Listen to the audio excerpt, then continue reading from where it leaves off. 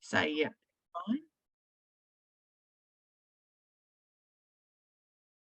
Fine. Okay, so it's 4 o'clock. We can get started. No mai haere mai. Welcome along, everyone, to our event this afternoon. I'm just going to do a little mihi to start our meeting. Ko Mel Dakin aho, no taupo e noho ana, kei AphasiaNZ aho, e mahi ana. No reira, tēnā koutou, tēnā koutou, tēnā koutou katoa. So welcome everyone. My name is Mel Dakin. I work for AphasiaNZ. I'm a Community Aphasia Advisor. I'm based in Taupo, where it's been a stormy, windy day. And so I help out with community support in my local area, but I also facilitate events such as this one today. So thank you everyone for coming along and making time on your Sunday afternoon. A special thank you to Gary and Robyn, who are our speakers today, and they're going to be sharing their insights and experiences of supporting their partners through primary progressive aphasia. So welcome everyone. If you have any questions during our meeting today, someone's telling me they can't hear anything. Sorry about this. I'll just fix that up and then we'll continue.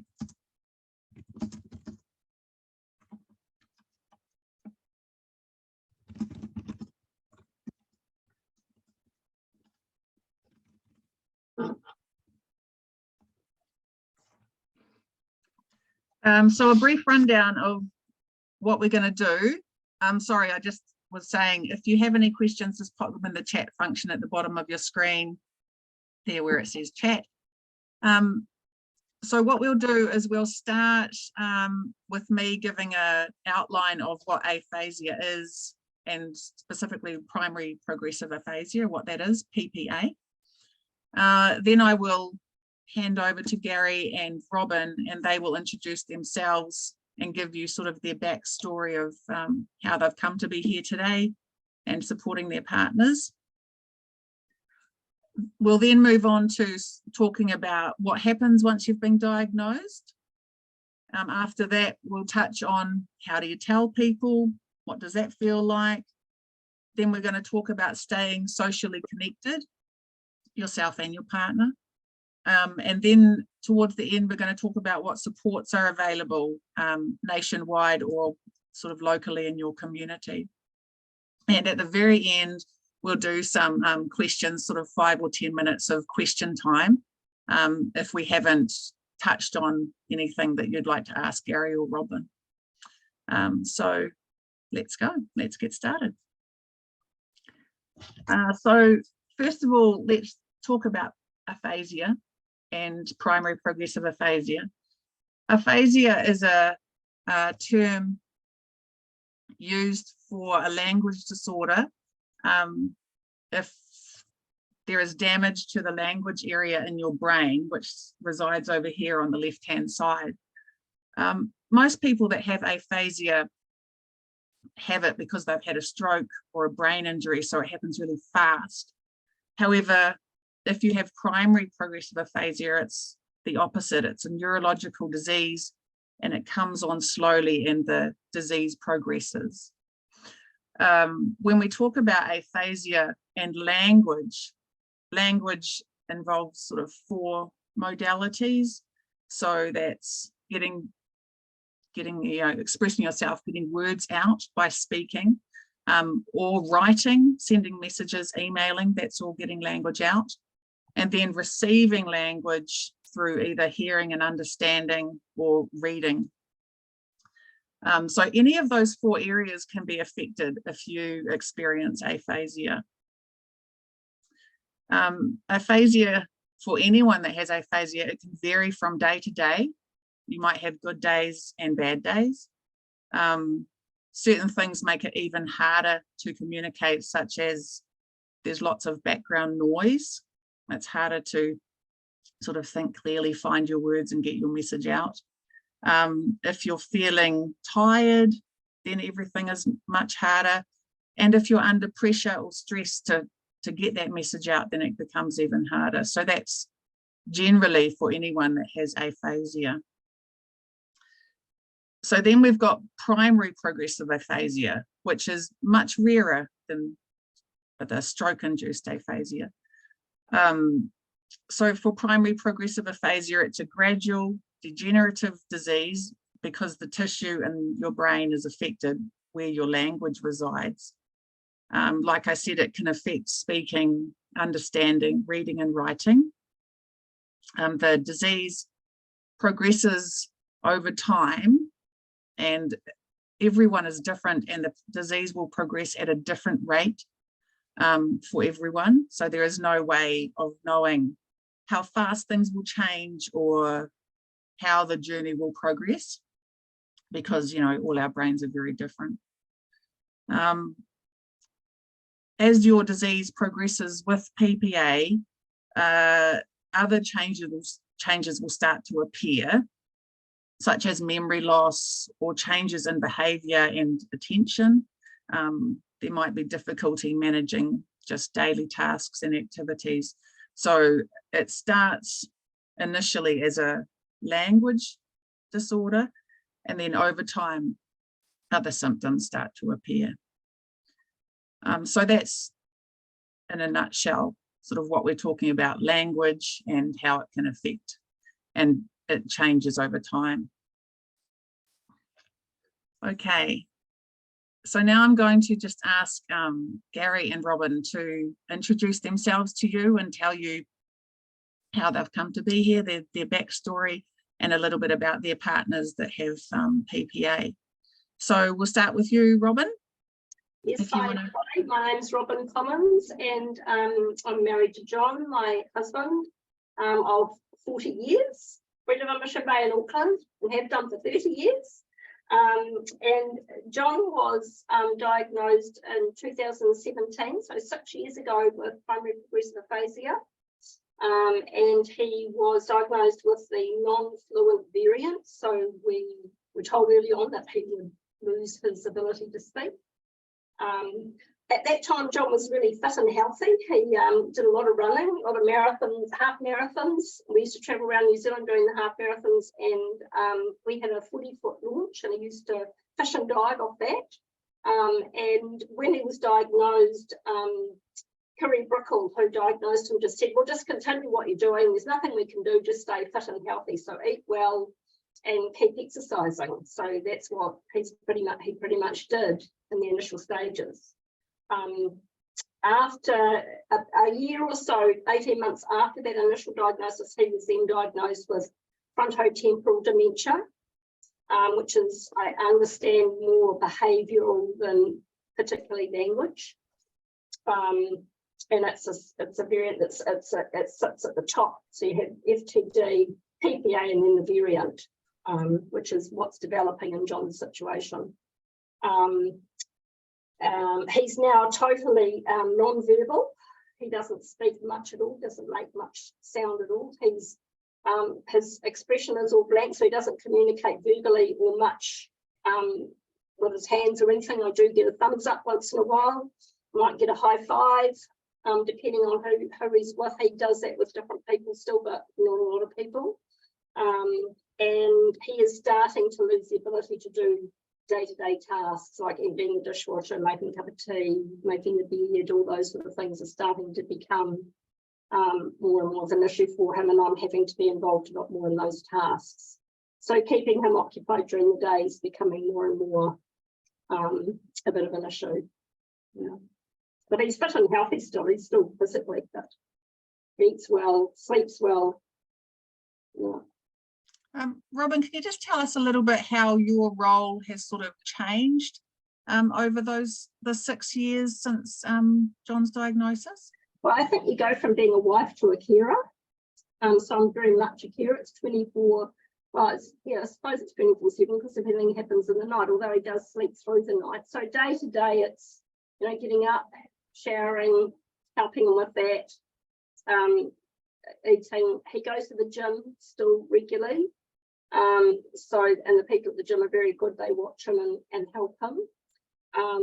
So yeah, it's just a matter of managing his daily tasks and helping him with whatever he needs help with, like getting dressed. His balance is affected now as well, so he needs to sit down, to put his pants on and things like that, so and his shoes on and things like that. So just helping with those things, like day-to-day things. It's very much a day-to-day thing now, rather than being able to leave him to do stuff. But having said that, he's sitting beside me here doing Code Cracker. So he still reads. He reads a newspaper and he does Code Cracker, which he's done since he was diagnosed. The speech therapist that we had early on said, why don't you do Code Cracker? And he started that and he still does it today, which is interesting because I can't do it. It's quite a hard one. You know, it's not like a normal crossword. So some parts of his brain are still working and some aren't at all anymore. Fantastic, thank you. We might just talk a little bit more after Gary's introduced himself. So Gary, do you want to give us just a bit of background about you and Janelle? Absolutely, absolutely. Tēnā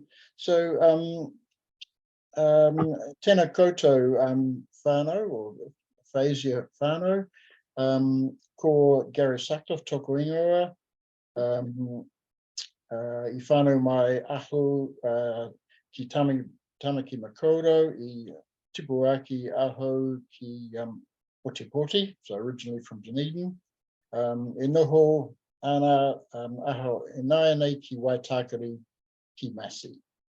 So my name is Gary. I'm married to Janelle, and Janelle was diagnosed with primary progressive aphasia in December 2021, just before Christmas. So in a sense, it was probably a bit of a warped present, I guess, because we didn't know what was happening to it and what it was. So to have a diagnosis, know what this thing is called, is actually big. Even if the diagnosis isn't good, to know what it is, you can put a name to it, is actually really, really helpful. We had, fortunately, with the clinician, when he came out and gave us the letter, and listening to what Robyn was saying too, in the same sentence, he talked about frontotemporal dementia and then primary progressive aphasia, sort of in the same sentence, but I hear what Robyn's saying, so, and I agree. So that's, there are differences in that, but it's associated with that.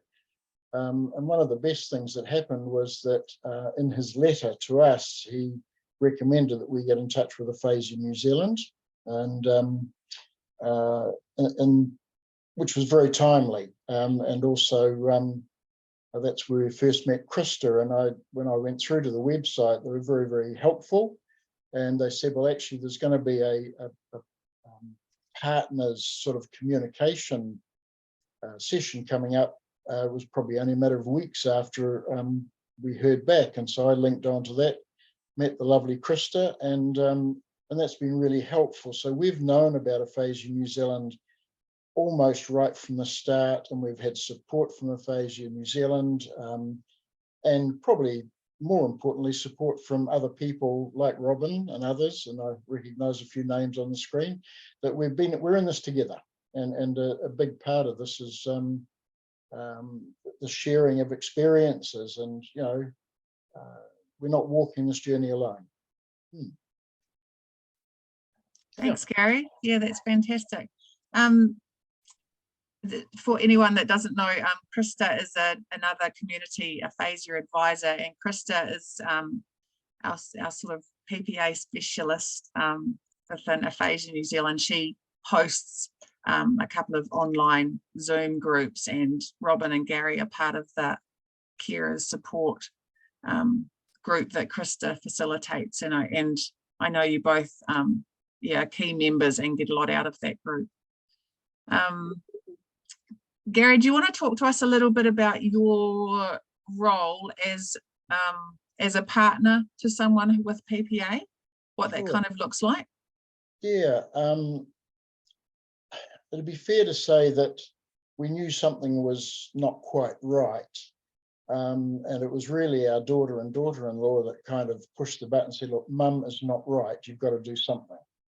And I sort of thought, well, I think they're overplaying this a wee bit. So in the end, one of them actually sort of took the bull by the horns and found out about the Hinengaro clinic in Auckland and said, we're arranging for somebody to come and see you, see mum. So that sort of all happened.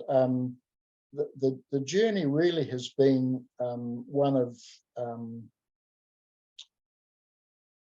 not, Janelle's PPA is not as advanced as John's, but we know that eventually it probably will move in that, well, we know it's going to move in that direction.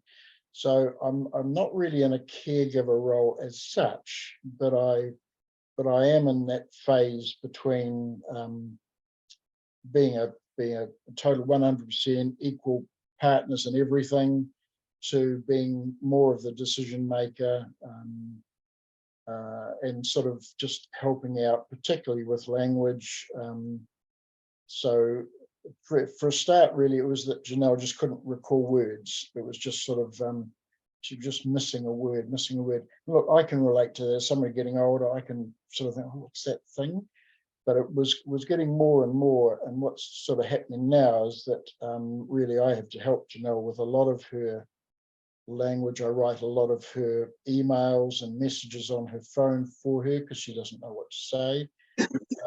But mostly what's been happening is that whilst the language, the speech is getting worse, the thing that I'm noticing more recently has been her comprehension of what she's being told, what people are saying to her, understanding what they're saying to her, and she either looks a wee bit blank or you can tell that she hasn't quite got it. So you're in that difficult situation of repeating yourself, which is never nice, or some other way of sort of communicating what you're trying to say. And the other thing is, if it's not really important, just letting it go. Yeah, that's a great piece of advice. Absolutely.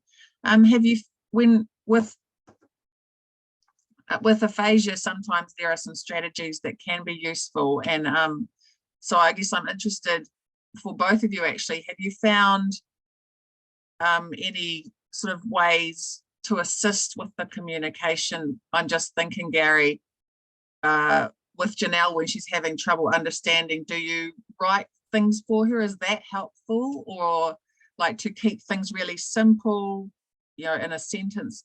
Are there things you've found that make it easier? So what I'm doing with it, I'm really trying not to do too much for Janelle, but at the same time I'm trying to balance that between letting her try and say it. So what we've done with a lot of the messages is that she will write them down. So what do you think I should say? So I'll say something, she will write it down. And like today, she wanted to send a message to her friend, and there was quite a bit she wanted to say. And so I sort of gave her some bullet points. I said, look, let's talk about this, this, this, and this. And let's just put it into a sentence that makes sense. Because Janelle still wants the message to read properly. She still takes pride in sending a message that makes sense and it's a good message. She doesn't want the message to be disjointed.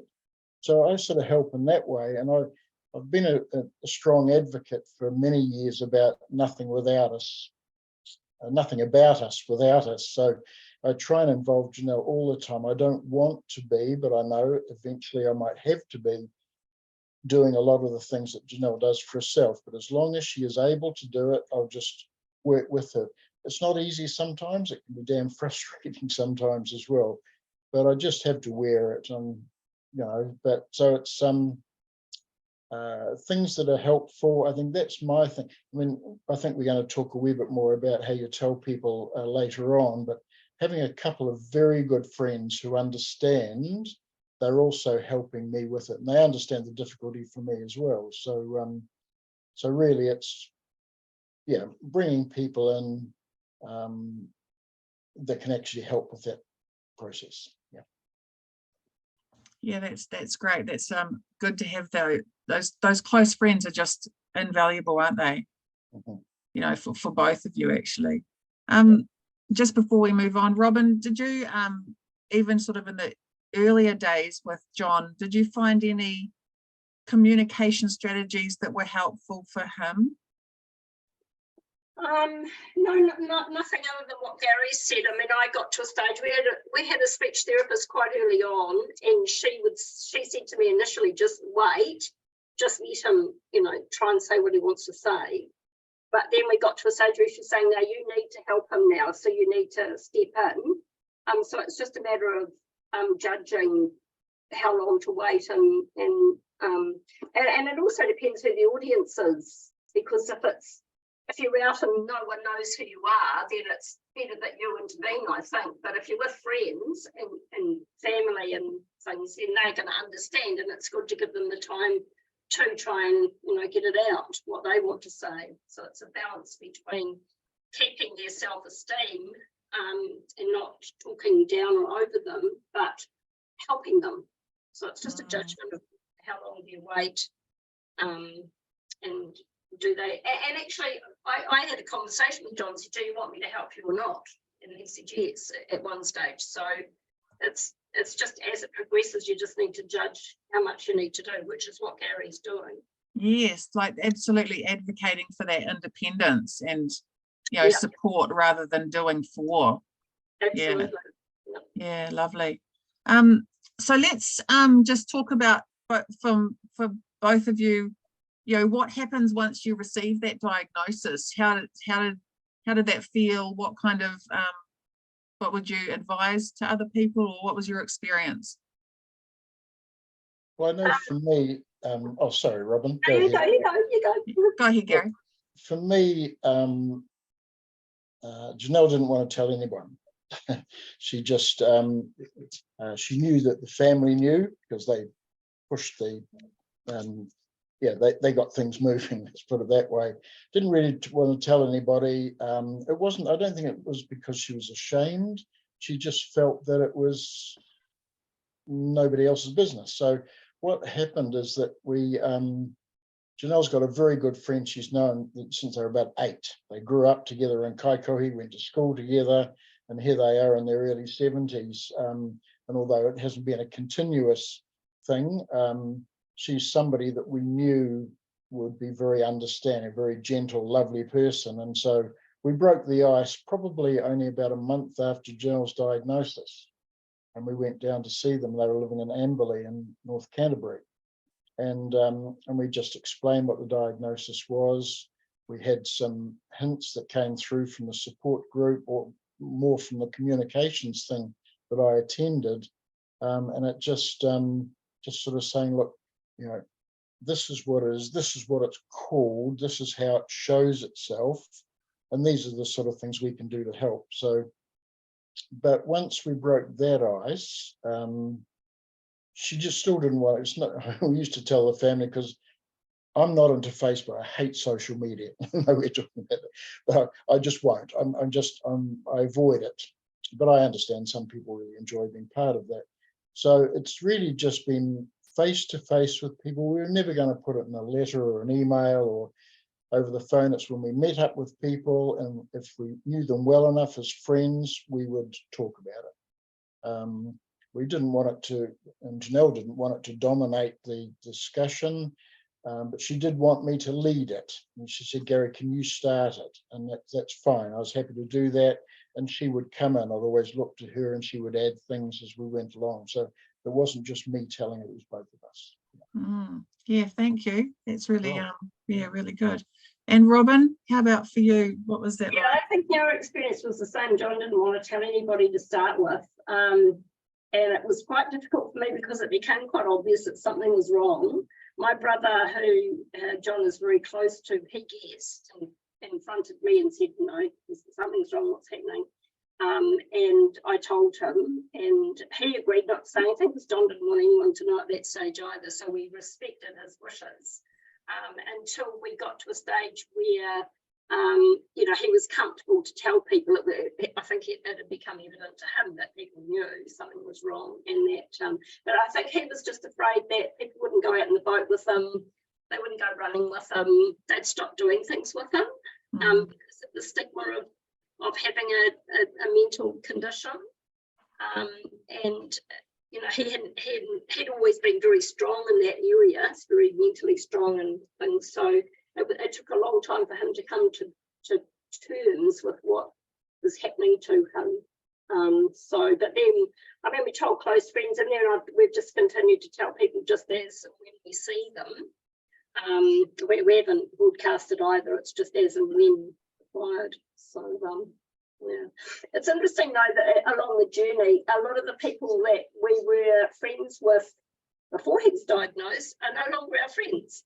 Well, that we don't see them anywhere near as much. A lot of people cope with, especially once he became non-fluent, a lot of people couldn't cope with that. So we have quite a new set of friends that are in the environment that we're in, and understanding and sympathetic to what our situation is now. Yeah, thank you. I was gonna ask how people sort of receive that information, and how their behaviour sort of changes once they know. He's got two really good friends. One friend is from boarding school and one friend that he worked with for many, many years, and they stayed really close, and they just talk to John like we're talking now. But most people don't know what to say to someone who can't respond and doesn't respond. I mean, I'm the same. I just talk to him normally. I tell him things, and because he still knows, he understands, and he remembers. His memory hasn't been affected. He just can't communicate, and he can communicate because I know what he wants to do and what he is doing by his actions. I just watch what he does now, and if he doesn't want to do stuff, which is not often, he's very passive and happy to do most of what I ask him and what we need to do, because I only do things that I know he wants to do, likes to do. So yeah, but it has been a really interesting experience, and people I thought would be supportive have not continued to communicate with us. I think they don't know what to do and say. They're embarrassed. People feel uncomfortable. Yeah, exactly. Don't know what to do, don't know what to say, and it's kind of like being contact me and say, I've been thinking about you. It's like, well, that's nice, but that doesn't help me. Yeah, thanks very much. Yeah, I received the waves. Yeah, it's been a wee bit select. Look, we all have good friends. We all got friends. We've all got acquaintances, and there are some people, and there's one couple I think we know particularly well, that I don't think they will ever really get it. No. I'm not saying they don't care, and particularly the husband. He's sort of, I mean, I've had a long history of mental health issues, and I could tell he could never understand me. He just didn't want to know. I guess a lot of people just don't want to know. Let's just talk about the weather or golf or cricket or something else, But look, whenever Janelle and I get together with friends, it doesn't dominate any conversation. It may be that while I'm out the back, making a cup of tea or something with the other person, I'll just sort of talk about, how things have progressed or regressed since we last spoke. Maybe some other things for them just to be aware of that are happening. But that's about it. And then we'll just meet it and talk as friends do. Yeah. Yeah. Well, and I just think those good friends who stay in there and get it and just maintain those close friendships just are so invaluable, aren't they? Yes. Yeah, those are the real mates for sure. And a lot of them, Mel, are there, and they said, look, we're here for you, Gary. He said, look, at any time if you want a bit of a break, and that sort of thing, give us a call, come around and see us, and that sort of thing. So it's not all about Janelle, Yeah. So it's, and that's the true measure, really, of good friends. Yeah. Oh, absolutely. That's great. So yeah, it's okay. That actually leads us into really nicely talking about how do you stay socially connected, yourselves and your partner and you as a couple. Robyn, do you want to start with that one? Sort of how do you maintain social connection? Well, we've been really lucky in that John played the guitar all his life. He played since he was 7 or 8 years old, and we always took his guitar on the boats and when we went away, and all our friends were kind of in that circle of playing music. So he still plays his guitar. not as well as he used to, but he's hanging in there. We belong to the choir, the celebration choir at Auckland University, which is Alison Talmage that runs that as a music therapist who's doing a PhD in the connection between neurological conditions and music, because there are some people in the choir that have had a stroke, have aphasia, who are totally mute but can still sing. It's quite amazing. Unfortunately, John can't still. Well, he does sing. He mouths it, but no sound comes out. He does sing sometimes. So it's interesting. And people said to me when he was first diagnosed, well, it's a different part of the brain used for music, so his music will endure. Unfortunately, it isn't as much as I thought it would, but the choir definitely helps. So we go every Monday afternoon to the choir for a couple of hours, and John plays his guitar and stands up in front of the band and plays his guitar and we sing. I've become kind of a volunteer there. I help with the music and his music and the screen with music on and things. And out of that, we've some people from the choir who had Parkinson's started a band. So we go every second weekend to their place and play in the band and then have lunch. So music is still a big part of our lives. I also got John into Raukatari Music Therapy, which is a trust who provides support to people with, mostly I think they have children with disabilities and they use music to communicate with them. So they have communication difficulties. And so John goes along once a week with George, and he just plays. George has learned a lot of John's songs because he's only a young guy. He's learned a lot of John's songs out of his songbook, and we just sing and play guitar for half an hour each week. So music's still a really big part of our lives, and I find it really uplifting to sing and be involved with music. It really lifts your spirits. And it's something that John and I have always done together. So that's enjoyed. We also go to the St. Chad's, the community centre in Remuera on Tuesday mornings, where there's a whole bunch of people. Some of them just go for the company, some older people who are a bit lonely, but there are some people who have had strokes and had disabilities. And we play games and do quizzes and have morning tea and things. So we socialise in that way. So so I'm really careful to keep still going out to lunches and having coffees and things with people and friends. It's not a very good environment for John anymore because he can't sit and chat like we are.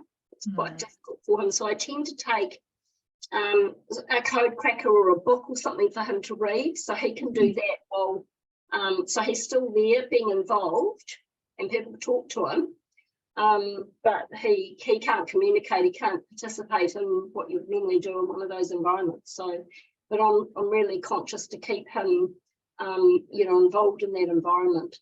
The COVID, I was thinking the other day, COVID was a really bad time for us because it cut us off from everybody. And I think that really quite affected his condition.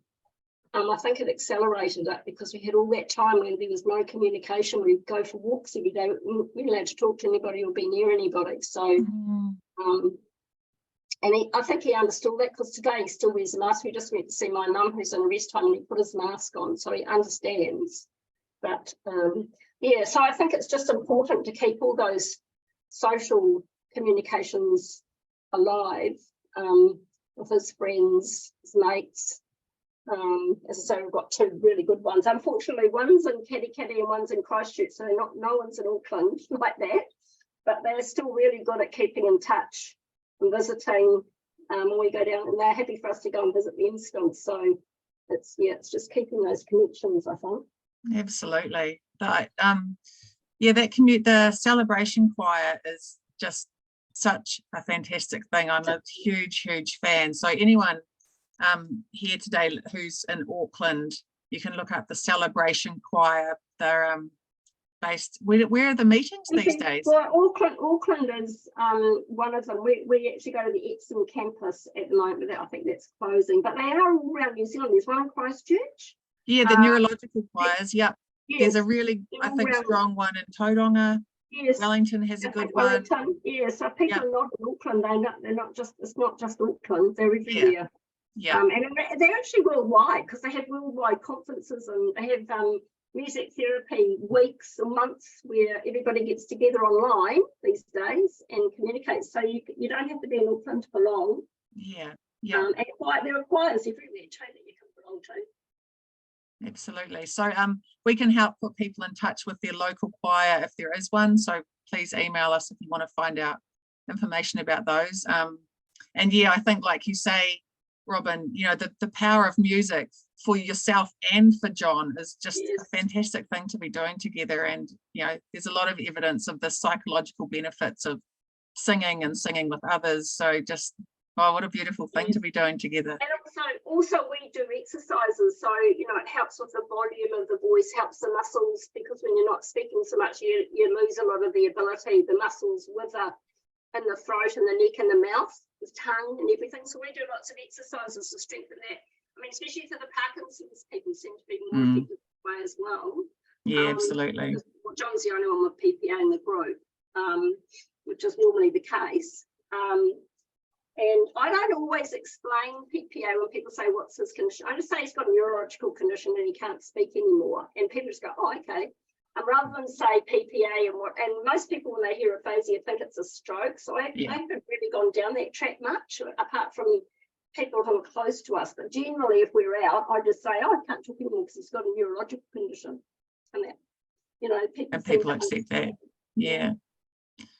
So Gary, do you want to just touch on sort of how you go about staying socially connected?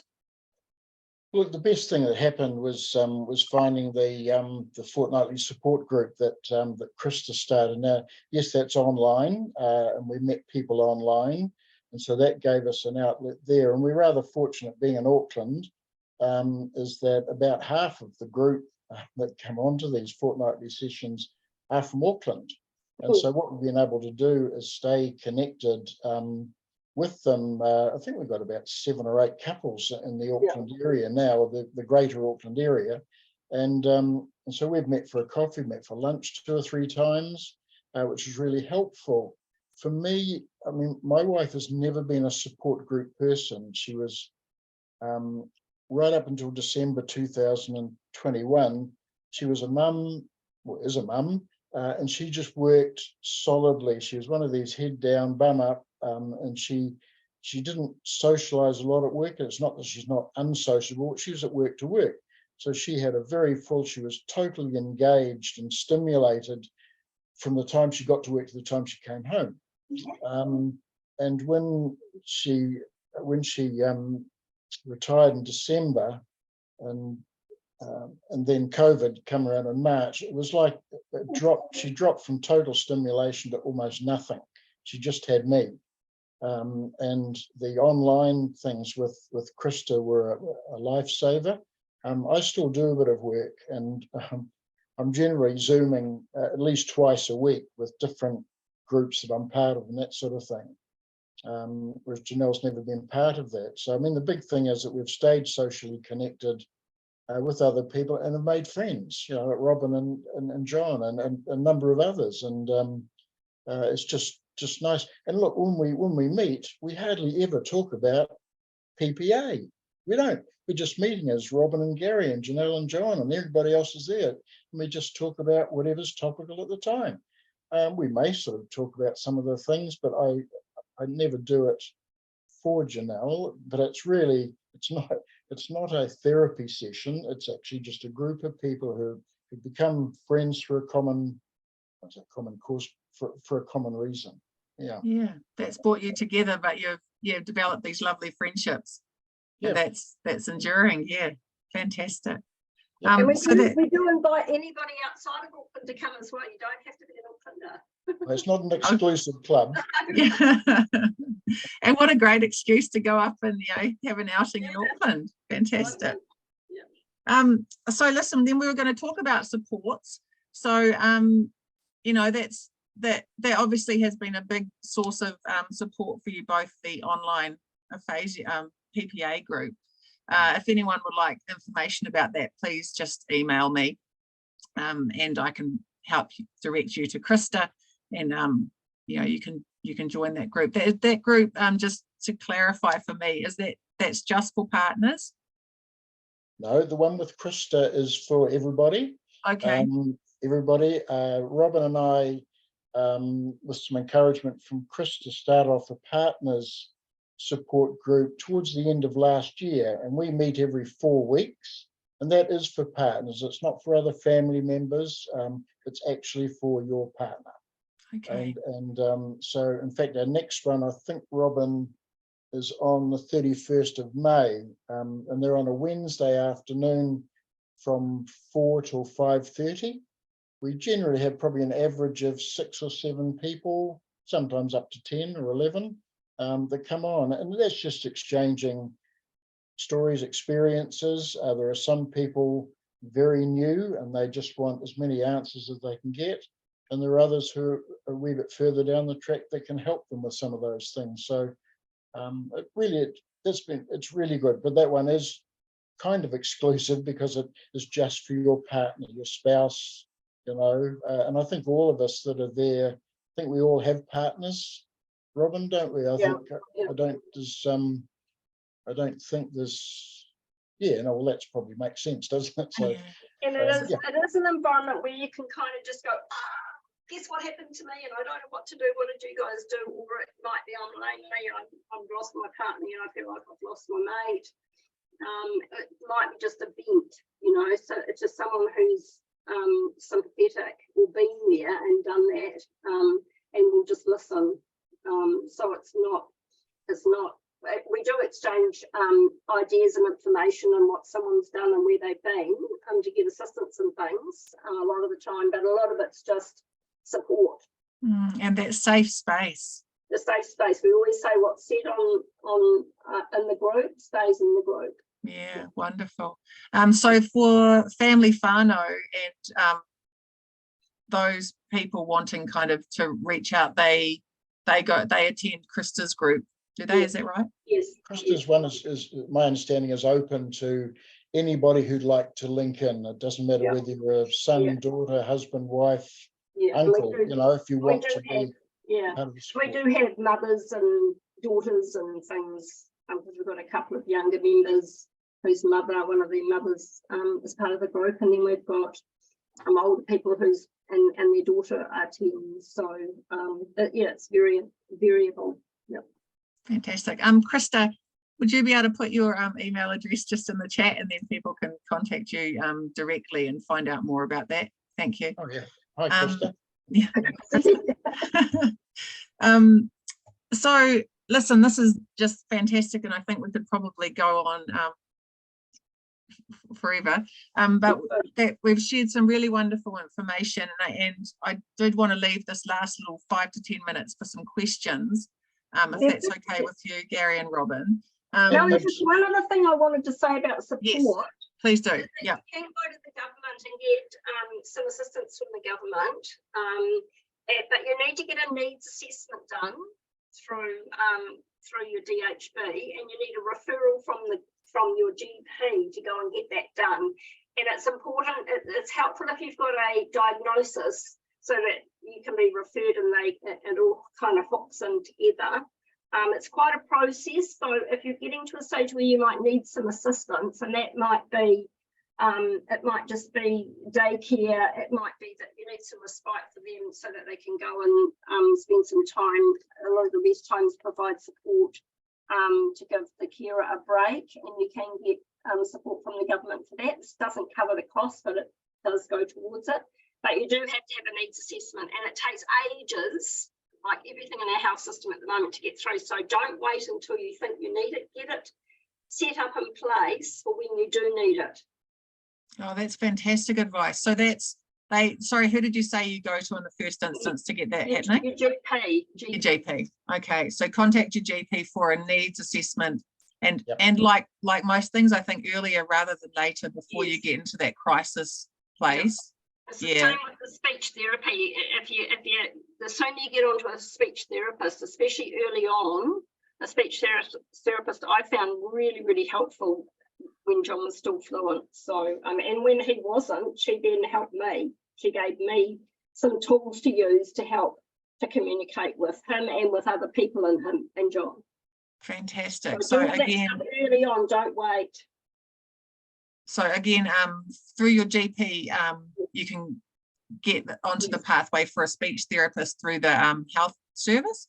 Yes. So yeah, sooner rather than later, I think absolutely for that as well. And just a reminder, you can also contact Aphasia New Zealand in the first instance, and we're happy to direct you to your local support people and to provide support for you as well. Mel, I see Peter Williams has put something in the chat that you might like Yes. to go to Yes. Peter first, perhaps. Yeah, absolutely. Thank you for this, Peter. So it looks like you're having trouble getting a diagnosis officially, but there's things happening that are pointing towards PPA. You're awaiting clinical neuropsychologist, and it's frustrating not getting this diagnosis. Maybe Robyn, you could address that, because I know that before that we started the meeting, you were talking about the fact that when John first started having difficulties, nobody even knew what PPA was. No. So it sounds like you might have some issues down that way, Peter, with not many people knowing what it's about. But it sounds like you're on the right track. From my experience, a clinical neuropsychologist is probably the right way to go. Kiri Brickle, who diagnosed John, is a neurological specialist, I think she's called. And we actually had a neurological psychologist come and interview John to confirm Kiri's diagnosis. And they all seem to do the same thing. They ask lots and lots of questions, about what he can and can't do. Asked him to count, to do as many words under P he could think of, and all those kind of things to sort of judge what he could and couldn't do and what parts of his brain, do drawings and all sorts of things. So it sounds like you're on the right track from my experience with where you're going now, Peter. So Peter, what's really interesting is that my wife had an MRI done. And she had an MRI done about 7 or 8 years ago, because she had whatever you call them, not optician, the ophthalmologist or something. She had a bit of a droopy eyelid, and so she look, let's do a scan, an MRI, just to have a look at the brain, basically. So what was quite helpful, if you want to put it that way, is that when we met up with the people from the Hinengaro Clinic in Auckland, they said, look, I recommend that you get an MRI done. And what was good about that was that they were able to compare. They still had the file from 7 or 8 years, because we used the same, whatever, radiologist or whatever they are, people, and they were able to compare what Janelle's, that part of her brain looked like 7 or 8 years ago to what it was at the time of diagnosis. And they were able to say we could see the shrinkage of the particular cells in that particular part of the brain associated with language and speech. And so that was sort of a confirmation for them that it was in fact her it really confirmed their diagnosis. I mean, the diagnosis took part, Peter, after a number of tests. So somebody came around, a clinician, he came around and you put Janelle through quite a few tests, which was actually quite stressful, but it enabled him to have it, to sort of have an initial idea of what it might be. Then he came back and saw her about a week or so later, did a couple of other tests, and then we had the MRI done. So they're only a small group, and they get together as probably like that, what do they call them?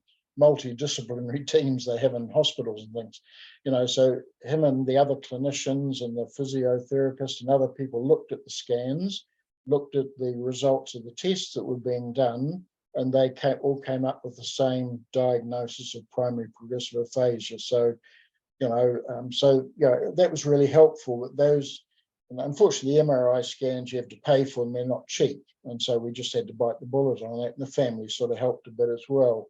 So, but at least you were able to physically see, not that I could understand too much of it, but they were able to point out how that shrinkage had taken place. Our experience was the same. The MRI, it was very evident in John's MRI that there was loss in the brain. It was explained to me it was in the hippocampus. So I'm not sure if that's the right area of the brain for language, but that's what they said, his hippocampus was shrinking, had shrunk quite considerably, and it was quite evident. You could see the gaps in the MRI. Right.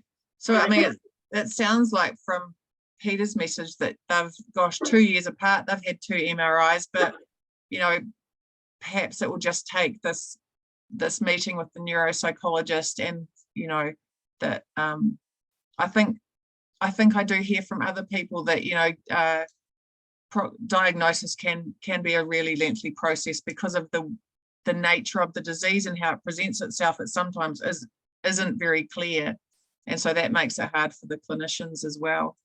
I've got another question here. When did you think it was time that a partner should stop driving?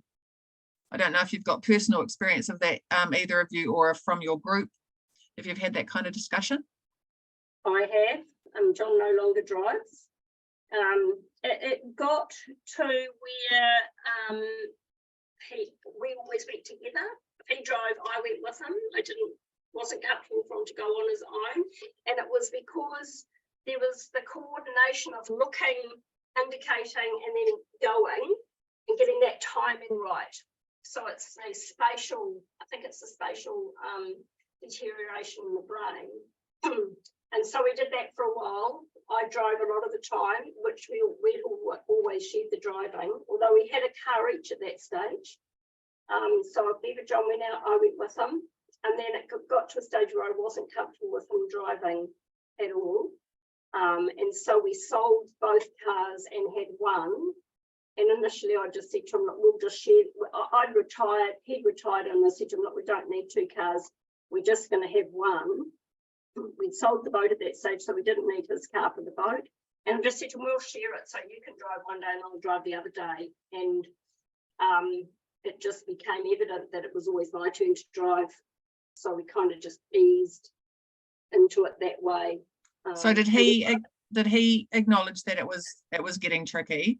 He did. Yes, yeah. He didn't like it, and it's one of the hardest things I've ever had to do. Yes. It broke my heart, but yeah, it just wasn't safe. I wasn't safe, and we had to sell the boat for the same reason. It wasn't safe going out with John. We'd had boats all our lives, for the 30 years we've been married, and I've never ever felt unsafe before, but it just wasn't. It wasn't safe, so I couldn't manage it on my own, so we had to sell it. So I think it's just a matter of you need to feel comfortable being in the car and driving with them.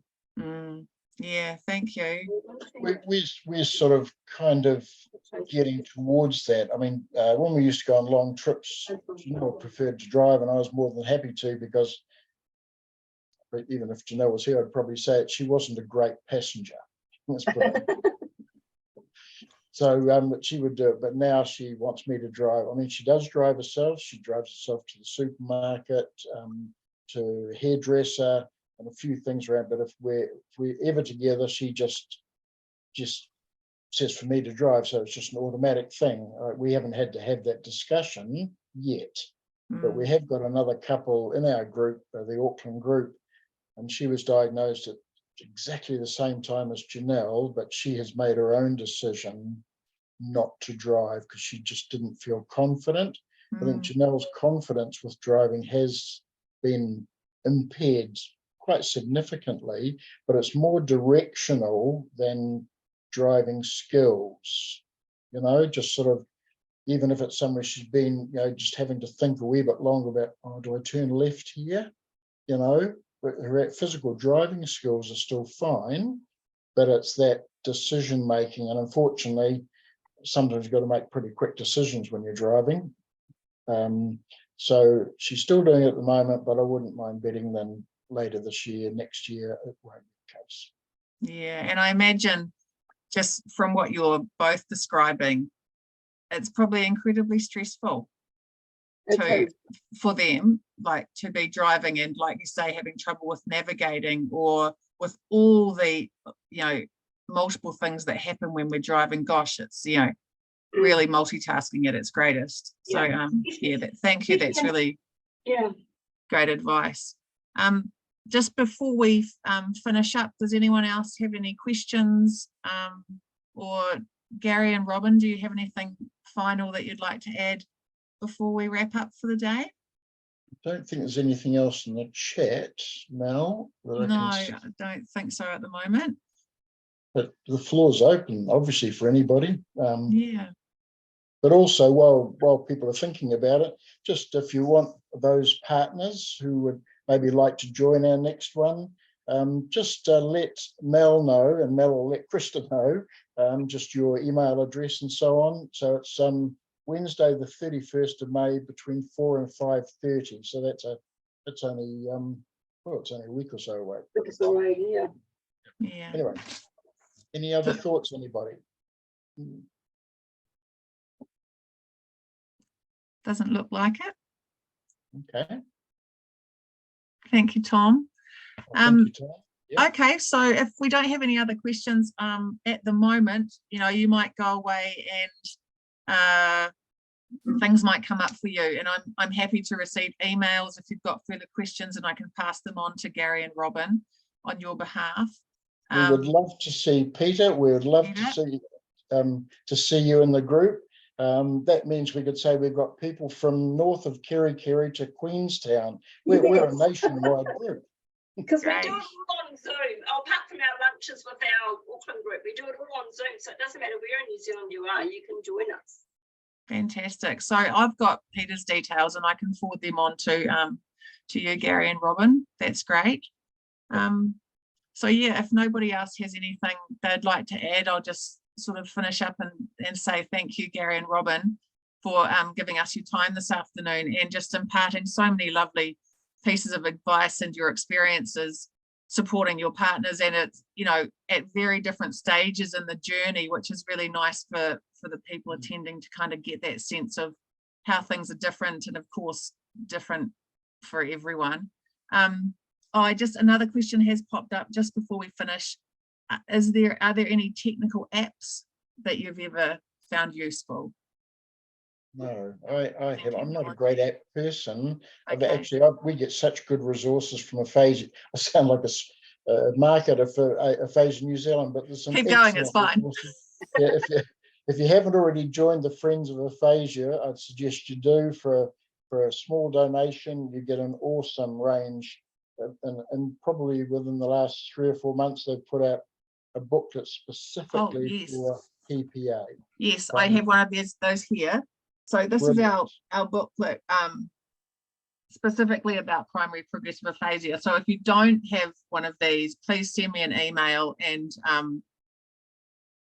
these can be sent out to you, and they can be useful for explaining PPA to other people. Yeah, that's what I was going to say. Yeah, because it's really well put together. Yeah, sorry. It's a really simple, well put together little booklet, but with people that don't understand about PPA, just give it to them and let them read it. It's really good. Yeah. So we can send them out those booklets, several copies if that would be helpful. Yeah. So any other questions or resources that people would like, just flick me an email. You'll have my email address, centralnorth@aphasia.org.nz. But I think that we have an app. Now we use TalkLink, who provide an iPad with apps on it appropriate for the person and the needs of the person and the stage of their condition. The one that I've got for John has one that has photographs in it, and I can set it up so that I can put a caption underneath the photo, and then if you tap the photo, it says what's in the caption, so that he doesn't have to talk. So if he's showing someone his photos, they know who it is because he can't tell them, and I don't have to be there and explain what every photo is. So I'm gradually building that up. Yeah, it's good. So they're a trust as well. They're funded by the DHBs, whatever they're called now. So a speech therapist will come along and assess what you need, and give you a trial iPad with trial apps on it. And then if that works out, then they apply to the DHB for funding. And because they've already done a trial for you, it's pretty much always accepted. And then the DHB funded, and you get to have this iPad to put on whatever you want on it. But I've got a whole heap of photos, which is, again, helpful for John, who is non-fluent now, to be in restaurants or cafes or just sitting at home here with nothing to do, and he just flicks through his photos. Yeah, fantastic. I've just put the name of that talk link in the chat there for anyone that's interested, and yeah, that's a great suggestion to get in touch with them. And again, like we've talked earlier, sooner rather than later, because they have wait lists, and it can be a really lengthy process, you know, up to a year or so for waiting. So you want to get that ball rolling. They do prioritise PPA people, so people with PPA, but yeah, there is a wait list, and there's a limit to the resources. So great. Yeah, do it. So yeah, great suggestion. Thank you, Robyn. That's us for today. Thanks, everyone. Awesome. Yeah, thank you for those who attended. Thanks again to Gary and Robyn. It's been just invaluable sharing your experience. So ka kite, and this recording will go up on our social media if you do happen to want to watch it again. So thank you, everyone. Okay, thank you. Kia ora. Kia ora. Bye bye. See you next week. Bye.